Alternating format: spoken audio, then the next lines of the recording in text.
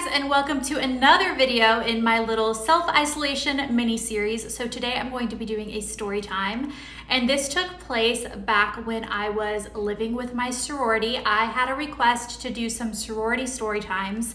So this is one of the things that popped into my head. I don't know if it will be interesting, but that's what this series is about, is to film videos that maybe I wouldn't have otherwise taken the time to do, but maybe they'll entertain you at least a little bit. When I was in college, we rushed for sororities second semester of freshman year. So a lot of the Southern schools will actually rush the summer before your freshman year. So you move into your sorority house right away as a freshman in some cases. My school was not like that. We rushed second semester. So what that meant is that as a freshman, you were required at my school to live on campus in a dorm with a roommate. So I did have a roommate freshman year. I loved her. We got along great. She was my best friend. And then we ended up rushing one semester into college. And by that point, I think the reason they do it is because that way you really get a feel of which sororities you like, which reputations you like, what you want to be in, instead of just doing it blind before you've even gone to the school. I think rushing before you've even gone there, you really have no idea like which one you want to be in. But if you have a whole semester at school to really get a feel for which ones you like, it's just a little bit better. So I'm actually glad looking back on it, but at the time I was totally annoyed. So as a freshman, you lived in freshman dorms, and that was a requirement at my school, like I said. So once you joined a sorority, your second year of school, you were required to live with your sorority. And I say required like it's a bad thing, but actually everyone wanted to live within their sorority. I mean, that was the whole point, was to have like this group of girls that lived together, worked together, played together, studied together, partied together. And I was so excited to move in with my sorority second year. My sorority decided to do a little lottery to decide who was going to be able to pick out their rooms in which order, because the rooms were not all made equal. You had some that were a lot bigger than others, and you had everything from one single room, and then you had mostly double rooms. There were a few triple rooms, maybe 4 triples, and there was one quad room, and no one wanted the quad room because no one wanted to live in a room with 3 other roommates. Like, the quad was the nightmare that no one wanted. You would think that the single room would be pretty heavily desired, but it actually wasn't. Most people wanted doubles. They wanted a roommate. They wanted to live, you know, as part of the sorority culture. They didn't want to just shut themselves off in their own single room, but they didn't want to be in a triple or a quad. That just was not what anyone wanted. There was, I remember, one group of girls that wanted a triple, because it was 3 girls that were kind of like best friends, the 3 of them. They wanted a triple, but no one else really did. So we did this lottery where we drew numbers out of a hat, 1 through however many girls there were. And that was the order that you were going to be able to go and pick out your bedroom for the year. And you guys, I got the last number. Not the second to last, not like one of the handful of last ones. I got the dead last number. Like, I had no choice in my room. My room was just going to be whatever was left over, and there was nothing I could do about it. And the way it worked is if you had already picked who you wanted your roommates to be, if they had a higher number, they could pull you into that room. So let's say like I have the last number, but I really want a room with this one girl who has number 3. When she got to pick her room at number 3, she could actually pull me in as her roommate, because you did get to pick your own roommates. So I could have kind of like gone up in the line that way. But the girl that I had decided was going to be my roommate, she and I had decided ahead of drawing numbers that we would be roommates, ended up getting like the 3rd to last number. Like, it was the worst luck. So we just knew we had no control in our room situation. So the group got together and we did the pickings, and of course all the doubles went first. Then the triples, the single and the quad were kind of left towards the end, along with like one of the triples, but pretty much the doubles and the good rooms were gone. The big rooms, the really desirable rooms, they were gone right away. By the time it got to my roommate's number, because she was 3 ahead of me, the single was still left, and she wanted the single. And she was basically like, you know, if you really like don't want me to take it, I won't, but I was really hoping for the single, and it never occurred to me that it would still be available this late in the number picking. Like, can I please take it?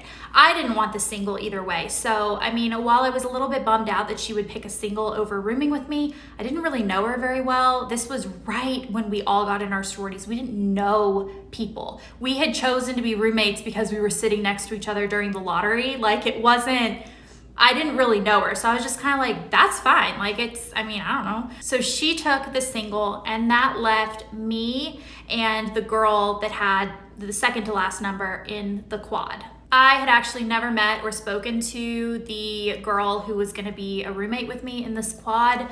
But what was interesting is that by the time the quad was taken, there were only 2 girls left that needed a room, which meant 2 girls in a room meant for 4 girls. And I remember thinking, like, this is too good to be true. There's no way, like, this isn't gonna work somehow. I kept thinking the school was gonna come and like put roommates in our room with us, but you can't do that because it's sorority housing. You only live with your sorority. That's how it works. So I was like, are we really gonna be like 2 girls in a quad? Like, did I really luck out that much having the worst number? Spoiler alert, yeah. We had a huge room meant for 4 people with 4 closets and 4 beds and 4 desks and 4 dressers, and it was massive, and it was for just 2 of us. The story gets a little bit deeper and a little bit more twisted because actually this is like really weird. I don't even remember exactly how this went down, but I remember that between the time we drew the lottery numbers and picked our rooms and locked it in and the time we moved in was a whole semester of time. So we picked our rooms like right when we got in our sorority, and then we ended up still living in our freshman dorms for a whole semester before moving into this housing. I don't know why they require us to like lock in our room selection so early. I wish they had given us more time to bond as a group and like pick who we were gonna live with. I think the point is you're supposed to be best friends with everyone in the sorority. Like, it isn't like you're picking a roommate, you're all living in the same area, you're all living in the same, like all the rooms are right next to each other. And a lot of the times the doors were left open. So, I mean, it was like we were all living in one giant room. But at the same time, I wish they had given us more time, because in that semester, I ended up making friends with who then became my best friend and still is one of my best friends. Her name's Brittany. She was one of my bridesmaids. She is one of my 2 best friends from school. I love her. If you are watching this, I love you. So we bonded and became really good friends during that semester, but we were already going to be living with other girls in our sorority. And Brittany actually had a really high number in the lottery, and so she got one of those coveted doubles along with this other girl who I didn't really know very well. Again, we all had kind of just gotten into the sorority when we picked our rooms. So by the time we moved in the next year, at the start of sophomore year, Brittany and this roommate were like not getting along, like at all. Brittany and the girl who she had decided to stay with, to room with, they had like gone on a trip over the summer or something had happened, and it was like really bad, and they like kind of hated each other. I don't actually even remember the drama details because it didn't have anything to do with me, and I'm sure I knew all the details at the time. I do not remember. All I remember is when they moved in together, it was chaos. They were fighting. It was not good. So because I had extra room in my room, there were only 2 of us for a quad, my room was the only room that she would be able to move into, because you can trade rooms once you move in, but like it has to be an available room, and that was the only room that was available. It worked out because she and I were best friends, so my room is the one she would have wanted to move into even if she had been given other options. So after quite a bunch of therapy sessions with the like person who was in charge of switching rooms, because you have to like at least try to work it out with your roommate before you can switch rooms. I don't know why it's so strict, but that's just how it was. She finally got approval to move into my room, and I was so excited. Even though it would have been great to have just 2 girls living in a quad, having 3 girls living in a quad is still pretty darn good, because a quad is a huge room, like it's meant for 4 girls. So I was over the moon that my best friend was gonna be moving in with me. We were gonna have the same room. Like things couldn't have worked out better in my mind. But then the other girl, the girl that I didn't know very well, like at all, who had the second to last number, who was rooming with me, she threw a fit because she didn't want Brittany moving in with us. And I don't remember even why. She didn't know Brittany, so I don't know, I don't know what the issue was. I think she was just mad that like our space was being used by another girl. I don't know if she had decided like she was definitely gonna have just me and her in that room. I don't know what happened, but she was angry. So then we had to go through more therapy sessions with the like housing person to basically for her to be like, I don't want to live in this room anymore. And Brittany was just like crying, I remember, in these sessions because she just felt like no one wanted her. I felt so bad. And I was just in the middle like, look, let's all just live in this room. This room is meant for 4 girls. There's 3 of us. Like, we can do this. But the third roommate was just not down. I don't know. I don't remember what her problem was, but she ended up moving out and getting put in another single that was like not like with the rest of us. It was really weird. And this was so long ago, I really don't remember details. This was what, 14 years ago? But I just remember she ended up moving out. I don't remember where she went, but she moved out. And so then it was just me and Brittany in the biggest room. So somehow I went from having the worst number, getting ditched by like the girl that was supposed to be my roommate, who then wanted the single room, getting put in the quad that no one wanted, having a random roommate that I didn't know. And then somehow it turned out that I ended up being with my best friend in the best room because it ended up just being 2 of us in a quad.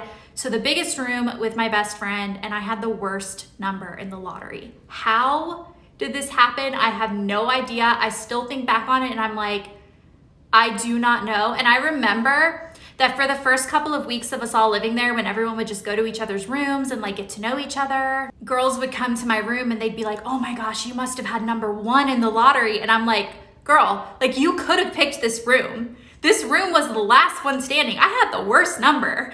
Like everyone was just shocked. I think no one realized, they didn't do the math. I didn't realize either. They didn't realize that only 2 people were gonna have to take the quad. Because if the quad had been taken earlier up in the lottery, like say number 3 wanted the quad because she had 4 best friends she wanted to live with, then if it had been taken earlier, it would have had to be filled. So you have to fill the rooms as you go down the lottery. You can't just be like, I'm gonna take a double, but I don't have any roommates I want to pull in with me. You have to like fill them. So basically if the quad had been taken earlier in the lottery, there would have had to be 4 girls in it. But because it was left to the ends, that's how like the loophole happened where Brittany and I ended up staying in a quad meant for 4 girls with 2 of us, and it was such a good room. So that is my story of how I got the worst room in my sorority, and somehow it ended up being the best room with the best situation because I was with my best friend. So yeah, just such a weird story. I hope you guys enjoyed this little story time. If you enjoyed this video, please make sure to subscribe, and even if you're subscribed, make sure that you hit that bell to be notified so that my videos get pushed to your feeds. I've been getting a lot of people telling me that my videos are not showing up in their feeds, so make sure that the bell notification is turned on, and I will see you guys tomorrow at noon Eastern for another mini-series video.